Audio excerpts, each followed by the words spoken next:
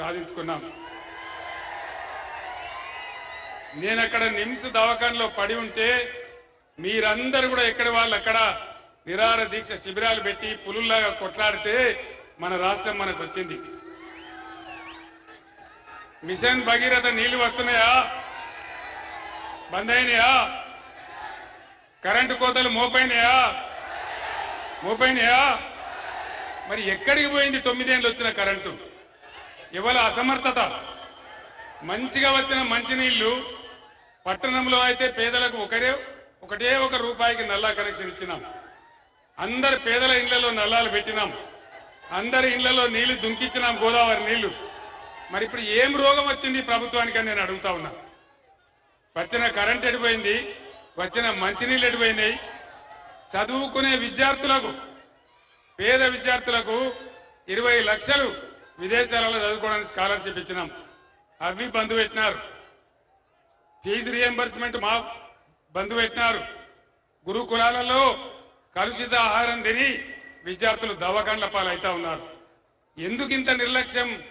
మీకు చేనేత కార్మికులు పట్టది, గీత కార్మికులు పట్టది, బీడీ కార్మికులు పట్టది, విద్యార్థులు పట్టరు, విద్యార్థుల ఫీజులు పట్టాయి. కేసీఆర్ కిట్ వస్తుందా? అది బంద్ పెట్టినరు. సీఎంఆర్ఎఫ్ వస్తుందా? సీఎం రిలీఫ్ ఫండ్ కూడా వస్తలేదు. మరి ఎక్కడికి మాయమైన ఇవన్నీ?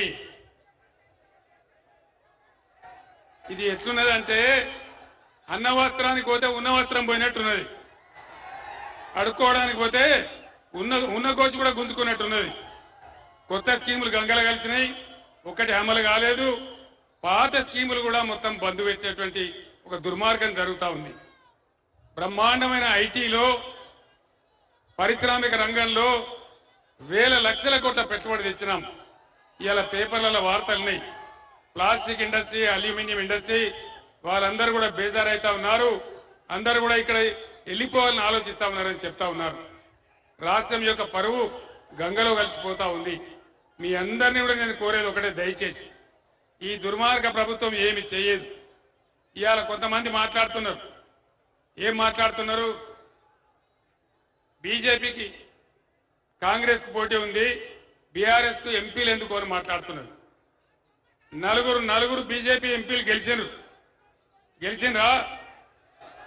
కాదు, 4 ఎంపీలు గెలిచిండ్రు. 4 రూపాయలను తెచ్చిండ్రా?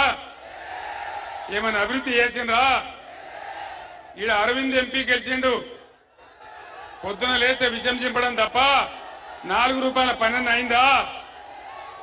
అయిందా పని? పసుపు బోర్డు వచ్చిందా? నిజాం షుగర్ ఫ్యాక్టరీ తెరిచిండ్రా? మరి వీళ్ళకి ఎందుకు వేయాలి ఓటు? దయచేసి ఆలోచన చేయండి. మోడీ చెప్పింది జరగదు, ఎంపీలు గెలిచి ఏం చేయరు. ఈ రాష్ట్రంలో ఒక మంత్రి, కేంద్ర మంత్రి ఉంటే 5 రూపాయల అభివృద్ధి జరగదు. దీని మీదికెళ్ళి మోడీ గవర్నమెంట్ మొత్తం జూటా వాగ్దానాలు. సబ్కా సాత్ సబ్కా వికాస్ ఏమైనా అయిందా? ఏం కాలే గాని సబ్కా సత్యనాశ్ అయింది. మొత్తం మందిని ముంచేసింది మోడీ. ఇదంతా గ్యాస్ పురాణమే తప్ప ఈ దేశంలో ఎవ్వలకు కూడా ఏమి కూడా చేయలేదు, చెయ్యరు కూడా. అందుకే నేను మీకు మనవి చేస్తా ఉన్నా, దయచేసి మీరందరూ కూడా బ్రహ్మాండంగా ఆలోచన చేయాలి. యువకులకు నేను ఒక మాట చెప్తా ఉన్నా. జగిత్యాల ప్రాంతంలో కూడా లంబాడా బిడ్డలున్నారు. నేను కూడా లంబాడా తండాలు తిరిగిన.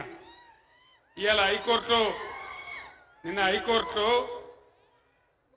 జడ్జి గారు చెప్పినారు, ఆనాడు బీఆర్ఎస్ ప్రభుత్వంలో మేము గిరిజన బిడ్డలకు రిజర్వేషన్ పెంచాలని 10% రిజర్వేషన్ ఇచ్చినాం.